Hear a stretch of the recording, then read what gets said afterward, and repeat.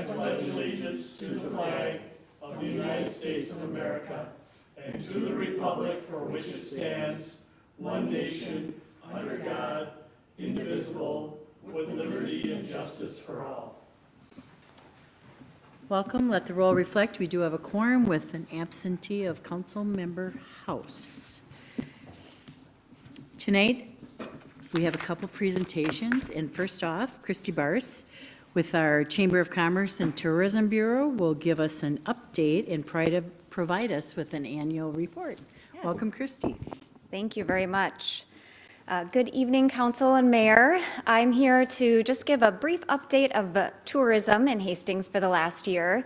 I did provide a budget for our upcoming year. We do work off of a fiscal year which starts in October and ends in September.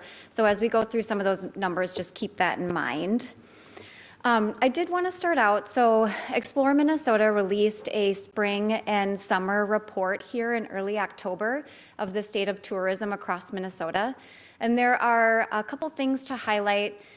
It looks like 2025 is slightly down in tourism across the state.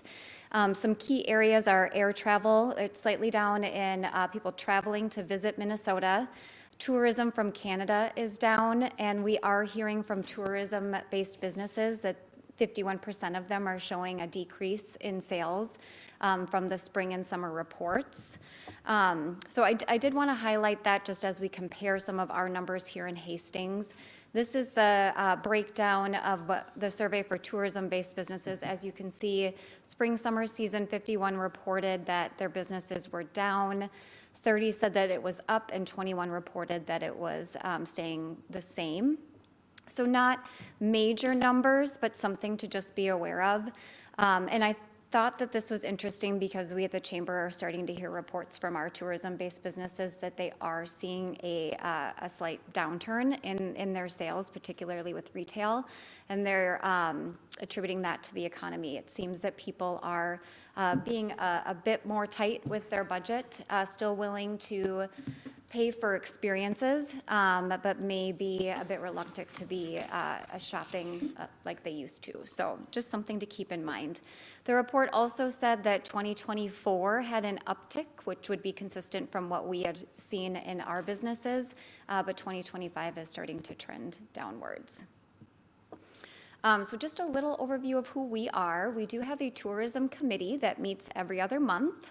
It's made up of a mix of our lodging community and tourism-based businesses.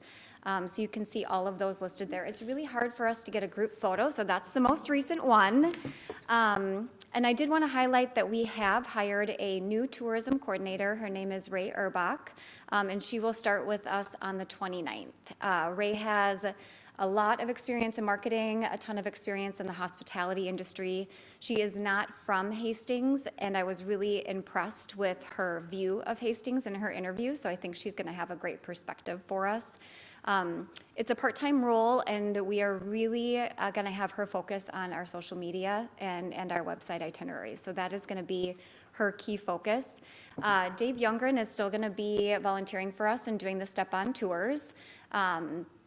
And we'll go over the financials a bit, but we are starting to see more requests for group bus tours coming to town in the summer and fall. So we do charge those groups, and that money goes directly to the tour guides. So Dave has a couple of friends from the Historic Society that help him with those tour guides. Okay, so this is going to be review for those of you who were on council last year, but a quick overview of how the Tourism Bureau is funded. We are funded through a 3% lodging tax. That 3% is the max in the state of Minnesota. 95% of those funds go to the Tourism Bureau at the Chamber to be used for marketing and promoting the city. And I always like to highlight that it is part of the law that funds cannot be used for project like capital improvement projects. So it does have to stick with marketing. All right, so financial overview. This is a look back on our lodging tax. And I think I compare everything to pre and post COVID, so that's why I kept the long dates here. But as you can see, we had a downturn in COVID, and since then have had pretty consistent upticks in our lodging tax.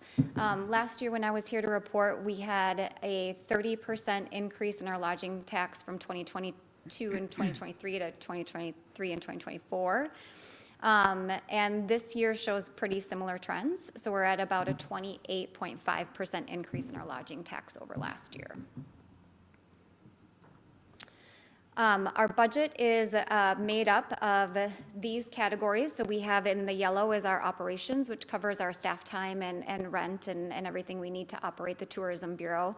And then the other colors show the print, online advertising, our printing needs, and the small dark blue box is miscellaneous, which is used, part of that is the funds that go towards our tour guides, and then the remaining goes to sponsor tourism-based events like the Holiday Hoopla and the Candy Crawl that bring people to our community. So I did highlight that our print and online advertising takes up about 42% of that. We did do more print advertising this year than we had originally budgeted, and that's because many of the print advertising comes with online ads as part of it. So our print advertising will also get us sponsored social media campaigns and then online banner ads with the target markets through those ads. And speaking of target market, so we have been continuing to focus on our Minnesota residents, and I think the most recent Explore Minnesota report is comforting to know that it's good to be targeting these Minnesota residents because we are not seeing as many people travel into the state. And there's a ton of people that are looking for a place that they can drive to and experience a staycation or something where they can be outside of their 50-mile radius and stay for a few days. So the Tourism Committee really wanted to take the focus away from the northern part of the Twin Cities and focus more south. So we did a lot of our advertising in the Rochester and surrounding areas this year. We stuck to the Twin Cities because our Google Analytics still say that Minneapolis and St. Paul residents are the ones who are visiting our website the most. And then we spent a little money in the East Metro as well. We typically will divide our target market between those who are 60 and older, so recently retired couples who are traveling together, those who are doing multi-generational travel, and then the younger families who are looking for those day trips. And active lifestyle is still a huge target market for us. Get away to someplace close is still our slogan. So looking ahead to this year, we are keeping things pretty consistent with the past. We are seeing success in increase in our Google Analytics and also increase in our open and click-through rate on our online campaigns, which are ways that we track outside of the lodging tax. And we did have a pretty significant uptick in our requests for visitor guides. The Mall of America and the airport asked for additional guides, so we sent last year 3,000 to them, and this year we sent 6,000 to them. And we're seeing a huge uptick with the visitors that are coming to the Confluence. So we're going to stick with our Minnesota traveler target market.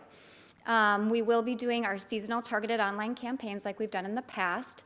I did want to put a note in here that we'll be putting additional resources towards the late fall and winter campaigns as Hockey Day Minnesota is coming to town. So we're going to be looking at the communities that are going to be part of the Hockey Day schedule. And then the Tourism Committee is really interested in getting ahead of spring break travel, so we're going to be looking at more of the western suburbs and researching when those spring breaks are so that we can get some targeted ads out to those families ahead of time. We did start for the first time investing in TV advertising. So we do have a Hastings commercial that's running in the Rochester area. It was a small budget commercial. I'm still proud of it, happy to send it out. But I think we would like to invest in some more professional videos that we can highlight because the TV advertising has proven to be pretty successful just in the first month that we've done it. Print advertising is still within the budget. We're going to focus on that active lifestyle with our AAA and Bike and Hike magazine. Minnesota Monthly has been an excellent reach for us, and our click-through rates on their online ads have been fantastic. And then we also did start investing in sports yearbooks, just particularly with Hockey Day Minnesota coming to the community. So we do have a full-page ad in the Twins yearbook, and then we will have one in the Minnesota Wild yearbook. And then as far as our events and programs, Rivertown Days is still a huge tourism draw, which takes up a decent amount of our staff time. We will be doing the Hastings Prescott Bike Tour, which is actually now the Birds and Bison Bike Tour. Our step-on tours are still going to be available for those that want to bring a busload of people to town. And then we are going to be budgeting to support our tourism events that mainly happen through the DBA. Fast and furious, but that is all I have, and I will open it up to any questions. Thanks, Kristy. Any comments, council? Councilmember Virchow. Thank you, Your Honor. I don't have a question. I just have a comment. Kristy, I love this. I love when you come and give updates to the council. I feel like I always learn a little something new. I was curious, though, about the sample size for the statewide survey that you had talked about at the very beginning. Do you have a sense? Not off the top of my head. It's okay. I could probably I will Google it, follow too. up. I just didn't know if you knew. It's just always nice to know, like, when there's a data point like that, is like, are we looking at like 50 people or like 5,000? But I'm so impressed with the staff and the resources that you all have and the way that you do so much with them. For folks that I think that have lived in our community for decades, to be able to witness all of the changes, especially downtown, I think is really incredible. I'm really grateful for your work. Thank you for this update. Thank you. Thank you, Councilmember Virchow. Anyone else? Kristy, thank you for all you do. Thanks for the partnership, and it's so many activities and everybody loves it, so. Thank you. Yeah. And just because I have the microphone, I am going to say one last thing. As we are going into the holiday season, I do want to remind everyone how important it is to support our local businesses as a resident and not just as a visitor. We are starting to get those phone calls from businesses as costs continue to grow up to operate a business, and I don't think 2026 is going to be any different. So I would just, for anyone who's listening out there, if you can buy it in Hastings, do so, as opposed to buying it online. So I will end with that. Thanks, Kristy. Thank you. So with that, I know typically you always do a support local campaign. Is there anything like that coming out? Actually, Mayor, there is. The Chamber is going to be putting together a local committee starting next month. Awesome. And the focus is going to be a Shop Local campaign. Because I really think through COVID, that is what helped these small businesses survive. Yes. You know, it got into our heads that, yeah, if we don't shop there, they're going to go away. No difference now, even though we're up and running and it's not COVID, we still need to support local. So, Yes. Yeah, and we hear from a lot of our businesses how supported they felt during COVID. And they're telling us now they need it now more than ever, probably even more than 2020. So that is coming. great. Thank you. Thank you. Always fun to hear the updates from our chamber. Tonight with us, we also have Paige Marschall Bigler, and she is our Levee Park programming, and she will give us an update of all the events that happened down by the river and throughout the community. Welcome, Paige.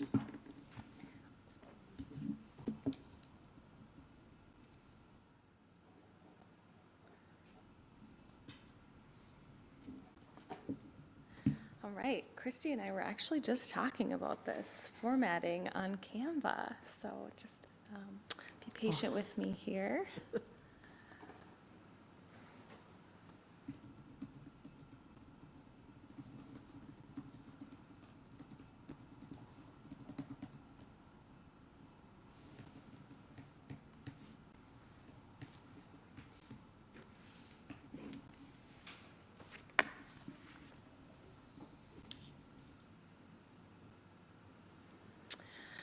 Okay, well, good evening, Council and Mayor. Happy to be back here and happy to share our 10th year of programming at Levee Park.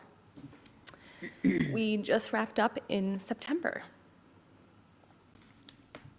Similar to previous years, we utilize communication platforms online and with our local media partners here in Hastings. Calendars were distributed to local businesses and featured in the spring and summer newsletters. I created event pages, our reels, our stories, and our Instagram posts, Facebook posts, as well as a schedule this week at Levee Park feature that went out on Sundays. Our platform analytics showed an average of 3,000 views per post and an average of 600 views per story and 2,000 views per reel. We continued with consistent branding for our city events, for easy recognition, and for on our social platforms. The two ways people still hear about our events are through our city newsletter and our social media platforms, and the third highest being word of mouth. This has been consistent since we started outreach for our community events in the past 10 years.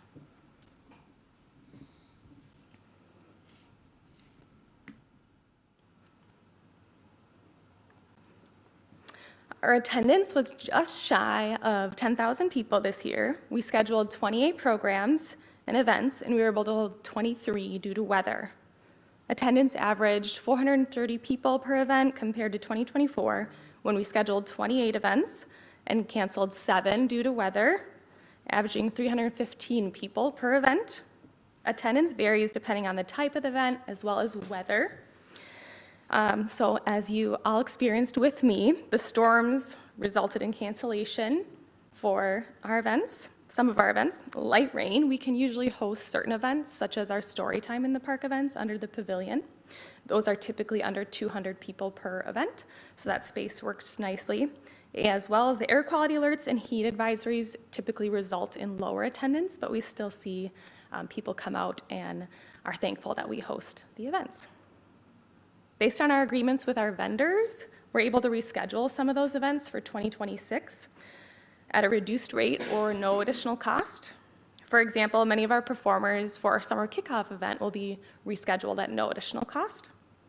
And then our movie license is valid through June 2026 next year, so we'll reuse that. Movie licensing typically costs around $500 per movie for licensing, so it's good we can reuse that. And a lot of our performance fees, we've seen jumps about 20% for different performers, depending on what field they're in, about 20% for the last 2 years. So those price hikes increase, but we still have really great relationships with those performers.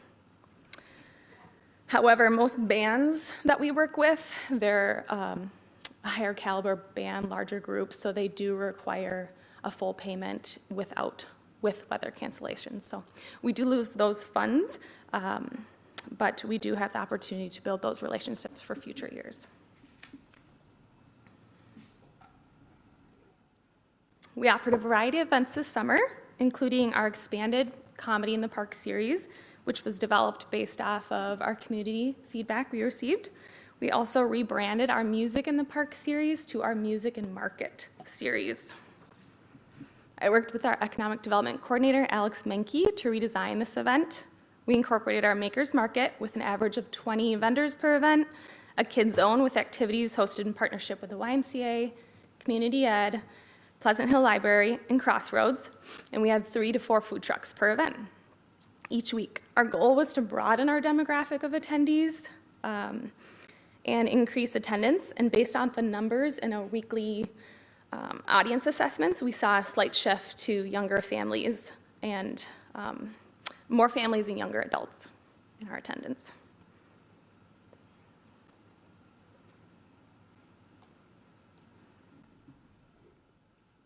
And I would like to extend my gratitude for our funding support. We have consistent funders over the last several years. Locally here in Hastings, Ardent Mills continues to sponsor our Movie in the Park series.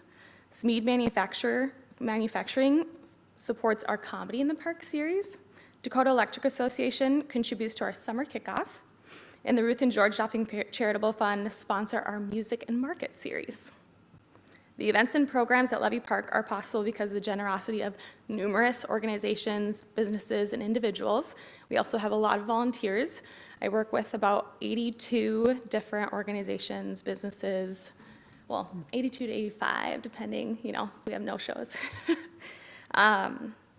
So it's pretty incredible having all those moving parts come together for all those different event series and programs that we host throughout June through September.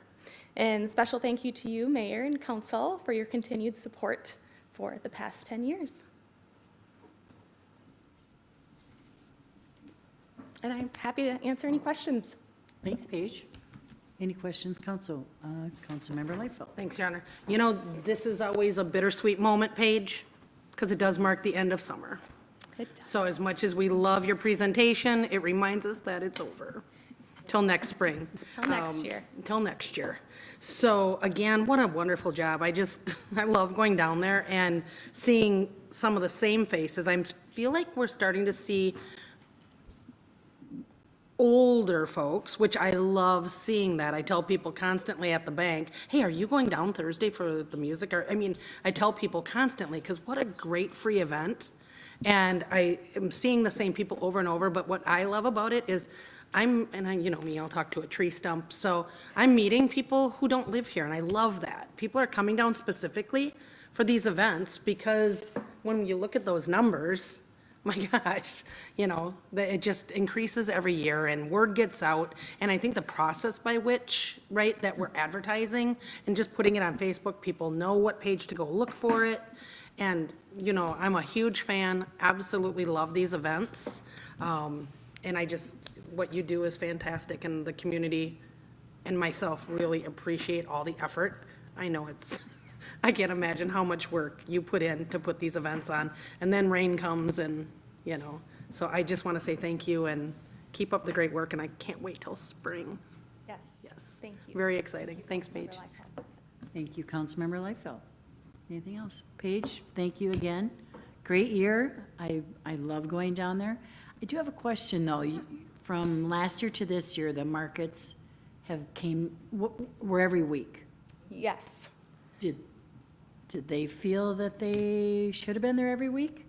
So we, Alex and I, so we'll have a survey that go out to our vendors, and then food trucks, and then my kids zone and our bands. So we get internal, external communication from attendees, vendors, partners, volunteers. So we take all that into consideration and see how we want to structure it from year to year. So this year, having the Makers Market every week in conjunction with a new kids zone and food trucks, and our bands, and then also changing the time frame. So Yeah.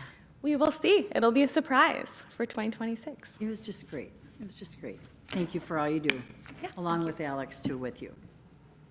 All right, thank you. Comments from the audience. Anyone wish to speak to the council at this time? And no one on Zoom. All right, council member, are there any items, oops, sorry. Oh, sorry.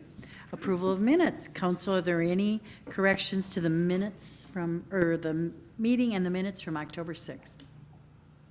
Okay, seeing none. All right, now move forward. Council, any items to be considered? Okay, consent agenda. Council, I would accept a motion to approve the consent agenda. Councilmember Lawrence, and a second with Councilmember Pemble. Any discussion, council? All those in favor of the motion state by saying aye. Aye. Aye, opposed to that motion, state by saying nay. And that motion prevails. Tonight, under awarding of contracts, we have a authorized signature for the first amendment of PFAS planning and design grant agreement. And for this item, we will have an introduction by our city administrator, Dan Waticha. Dan? Thank you, Mayor. Although this is really fairly housekeeping, it's exciting and important to do. As you may recall, we received about a $3.2 million grant from the Minnesota Pollution Control Agency a couple of years ago to be used towards the engineering and design work for our 3 water treatment plants. And it's really been I think, underappreciated grant. You know, we certainly like the dollars, but it really has also helped us keep the project on schedule and moving forward, and not have to figure out where does that initial upfront money come from. But what we have before us tonight is an amendment to that, adding an additional $281,000. And this is primarily 2 different things. One, as we've gone into the design work, there's been some additional expenses that were not anticipated when we had scoped out and sort of itemized the expected expenses for that $3.2 million. So doing some specialized analysis for making sure that we have the GAC, granulated carbon filters, properly calibrated for our water. So instead of just being a generic filter, we want to make sure that it's meeting our water needs. So some expenses that weren't anticipated in the original design or the original scoping for the design work. The other place that we've had some expenses is earlier this year, the Pollution Control Agency, as one of the co-trustees of the state's East Metro 3M settlement funds, had indicated some expenses that we were occurring very early on during the central treatment plant. They said, well, bill it to the planning and design grant. Follow their directions, but probably a little bit beyond what the initial intent was, but the other pieces means here's some expenses being attributed to that we need to make sure that there's money to cover those. So some additional expenses related to appraising the property or hiring SRF to assist with relocation assistance. Let's make sure that those costs are covered appropriately. So that's what's behind the $281,000 increase. Certainly appreciative of having those funds available and that support. But with that, I can take any questions. Thank you. Stan, any questions, council? Okay, hearing none, then I would accept a motion to accept the authorized signature of amendment for number 1 for MPCA grant agreement for drinking water planning and design funds for PFAS treatment. Councilmember Pemble? Councilmember Verichov? Any discussion, council? All those in favor of the motion state by saying aye. Aye. Opposed to that motion state by saying nay. And that motion prevails. Thanks, Dan. Under reports from city staff, community development, we have a conversion of building into apartments at 321 6th Street East. A resolution to amend the special use permit in the historic apartments and a resolution to amend the variance for parking. And we have with us tonight our Community Development Director, John Hinsman. Welcome, John. Thank you, Mayor, City Council members. As the Mayor pointed out, we have 2 separate actions for you tonight. I'll go through a little bit of the history of how we got to this place. We're looking at 321 6th Street East, which is the old convent building across from the old St. Boniface Church, which is now known as C School. It was used for many years for teen treatment and has been vacant for a number of years here. We passed an ordinance amendment about 6 years ago to utilize historic larger buildings by granting them a higher level of residential units. So this is the first one that came under that ordinance amendment. And it was approved by the City Council about 5 years ago in 2020 for a special use permit to allow for units within a historic structure and then a variance to the parking levels on that. Over the last 5 years, the people that were applying for it and are still involved in it have been working on it. It's gone a little slower than they had expected to do, but we're happy to say that they're committed to the project and they're making steps towards the building permit. With those 2 original actions, there was a 1-year sunset clause on both of those, so we would like to be able to keep those approvals going. And so the actions we have before you tonight are to amend the special use permit. The amendment to the special use permit does 2 things. One of them, it delays the expiration date another year until 1 year from this date, but also raises the level of dwelling units from 9 units, which was originally approved, to 10. Now, under the calculation we have for number of units in historic structures, it could have 10 units, and that was pointed out back in the original staff report. So even though this does have 1 more unit than was approved in 2020, this is allowed under the code here. And the variance to parking would be for 1 parking space in the rear of the building itself. Both of those actions are separate resolutions. Both of those actions would require 6 of 7 council members to vote in affirmative to that. So I could stand for any questions you may have. Thank you. Thanks, John. Council, any questions? Councilmember Liefeld. Thanks, Your Honor. John, to confirm then, so from 2020, this is the same owners? It is. So it's not been sold and they're just continuing to work on it? Exactly, yep. Okay. Same owners that applied in 2020 are moving forward with it today. And then I know nothing's been brought before, before committee to talk about, or before commission regarding the parking. Do we foresee any issues adding in another unit? Yeah, with the parking on it, with the original application 5 years ago, we did have the Heritage Preservation Commission and Planning Commission review that. And since that time in 2020, we also amended our parking standards. So we allowed, instead of having 2 spaces per unit, 1.75 spaces per unit. If you do the math on this one, it would still allow, even though you had 9 spaces last year with a 9 spaces 5 years ago with a variance of 1 space, our parking changes still would have a 1 space variance requirement because the parking standards were reduced. That probably wasn't eloquently stated, but the result in that one through this is that it would be the same effect. And then as far as parking in that area, I know the school's across the street. What about street parking? Is that, I'm not super familiar with the no parking areas. Yeah, off the top of my head, Councilmember, I'm not exactly familiar with them either. With the parking requirements that we put on place, we anticipate that we try to provide for all parking to be made on the site itself. So if you've got 10 units in there, you've got 17 spaces, we feel that most traffic should be accommodated within the site itself. Okay, thanks, John. Thank you, Councilmember Liefeld. Councilmember Pemble. John, talking, mine is tied to parking too. Are we taking out, or are they taking out the so-called basketball court in the backside to make that room? Is that what's happening? Correct. Yeah, essentially, the parking area would go back here. Okay. Thank you. Thank you, Councilmember Pemble. Councilmember Verichoff. Thank you, Your Honor. Thank you, John, for your presentation of this. I just had a clarifying question. Forgive me if you went into this. It is not about parking, though, so there's that.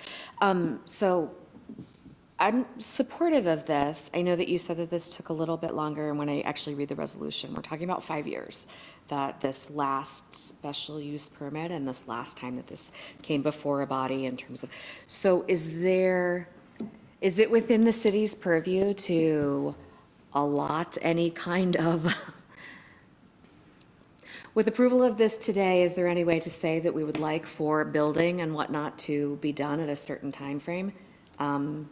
That is not an extension of another 5 years. I see the October 20th, 2026, but is that just for the one additional spot that we're talking about, or is that for the whole thing? Does that, sorry, I'm being as clear as that here. Do you get what I'm saying? I think so, Councilmember. Thank you. That would be to have the use underway. So that would mean construction completed and use of the structure.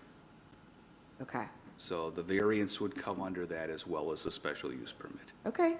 So we're looking out a year for this entire project then? Correct. Wonderful. I would love to vote yes on this, Mayor. Okay. Okay. Thank you, Councilmember Verichoff. Any other questions?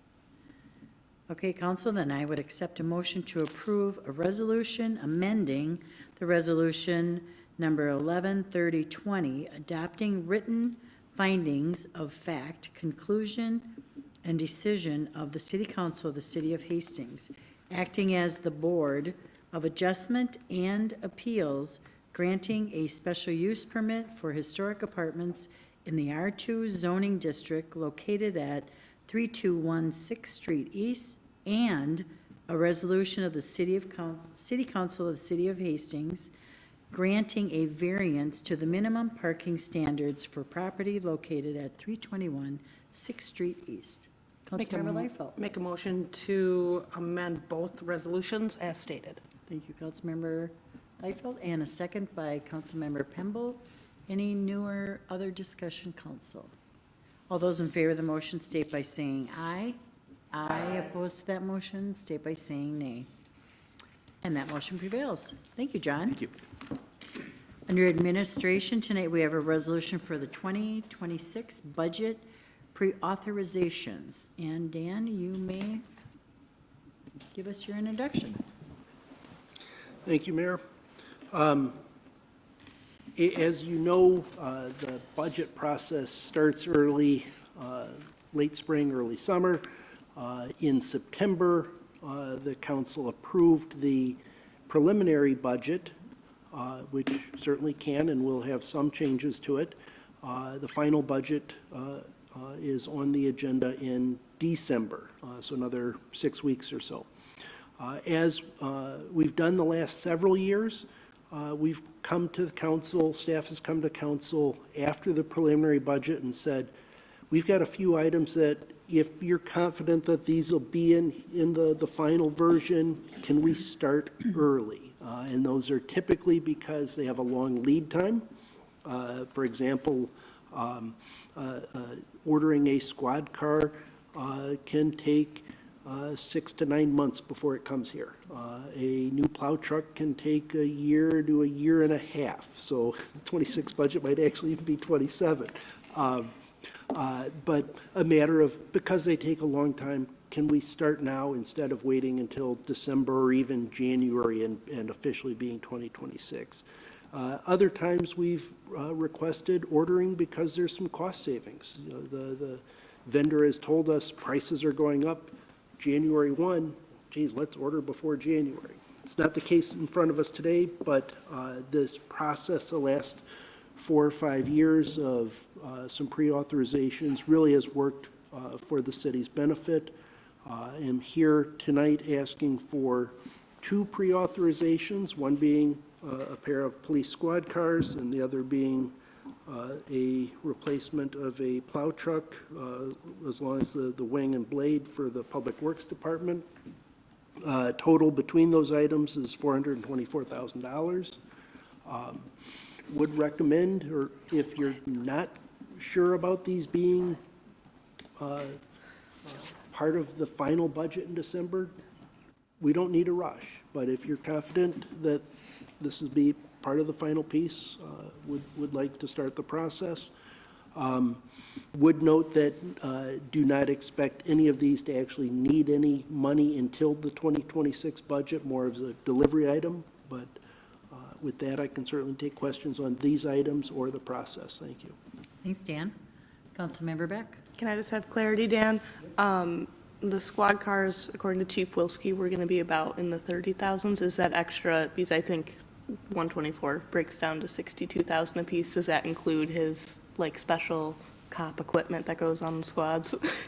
Yes, I don't have the breakdown of those, but that's the vehicle itself, both of them being hybrids, so a little bit of an upcharge for that. But then additionally, it's the computers and equipment and the light bars and sirens and The cop stuff. cage and all, yeah, all the cop stuff. The Thank stuff that makes the cars fun, but it actually even adds some time. So it might be 6+ months before the vehicle's here and then another 3 or 4 weeks before it's on the road and equipped. So, but that's the explanation of those costs. Thank you. Okay.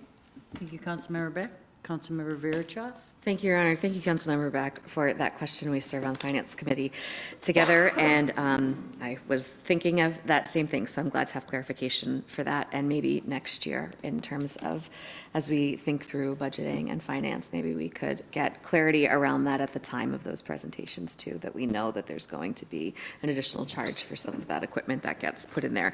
But that being said, what I really wanted to say is that I just very much appreciate this thoughtfulness that the city brings to this. I think that so often in the news today, we are often reading stories about cities that have not necessarily planned ahead or have not thought about unique ways to maybe right-size their fleet or things like that. And I think the city of Hastings is doing a fantastic job of this. I'm very thankful to department heads that brought us all of these different budget requests, and Dan for helping us to walk through this process. I support this, but I don't know that you actually need a formal. You don't need anything formal from me in terms of this, right? This is not, are you looking for you want a motion? I would love to. Okay. make a motion to approve the resolution of the 2026 budget pre-authorizations. Would that work? Councilmember Pemble will second that. And did you also have a comment?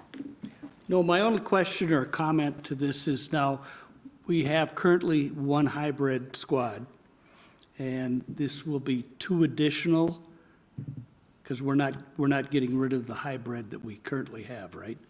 I think we might have 2 in the fleet right now, but That we got rid of. I don't drive them, so I'm not sure the specific number. We've definitely one, I think 2, but no, neither of those is being replaced at this time. This is replacing gas ones. We have liked the hybrid, so want to continue converting the fleet over. Thank you. Thank you, Councilmember Pemble. No other discussion, council, then I accept a motion to approve and pre-authorization to purchase vehicles and equipment in the 2026 budget as presented. Councilmember Verichoff, Councilmember Pemble. All those in favor of the motion state by saying aye. Aye. Opposed to that motion state by saying nay. All right, and that motion prevails. Council members, do you have any announcements? I have a few. The Hastings Community Halloween Party is Friday, October 24th, from 6 to 8 p.m. at the high school. Recommended for families with kids 12 and under. Please bring a non-perishable food item for the Hastings Family Service or a cash or check donation for Youth Impact Council Scholarship. The Hastings Downtown Business Association presents Downtown Hastings Halloween Candy Crawl on Sunday, October 26th.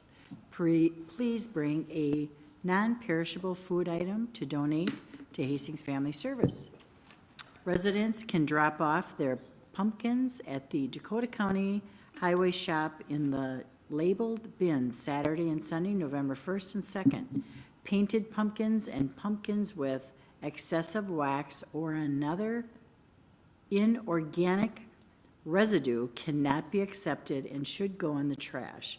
Please do not put anything other than the pumpkins or gourds in the container. Outdoor winter clothing swap. Bring your gently used and clean outdoor winter clothing you no longer want to our swap event and bring home items that are new to you on Tuesday, November 4th in the Rambling River Center in Farmington, accepting coats, jackets, mittens, gloves, winter hats, scarves, winter boots, and snow pants in all sizes. No item donation is necessary to shop for the swap. I'd like to recognize coming in up October 28th as National First Responder Day and thank all of our first responders for their work and service in our community. Friends of the Pleasant Hill Library hosts its used book sale Thursday to Sunday, November 6th to November 9th. Very special day tomorrow. Happy birthday to Councilmember Verichoff. Meetings on Monday, Tuesday, October 21st, 7 p.m., Heritage Preservation Commission. Tuesday, October 21st, 7 p.m., Heritage Preservation Commission. Monday, October 27th, 7 p.m., Utility Committee, and a 7 p.m. Planning Commission meeting. Monday, November 3rd, 5:30, City Council Legislative Priority Workshop, and a 7 p.m. council meeting. With that, I would accept a motion to adjourn. Councilmember Pemble and Councilmember Liefeld, no discussion. All those in favor of the motion state by saying aye. Aye. Opposed to that motion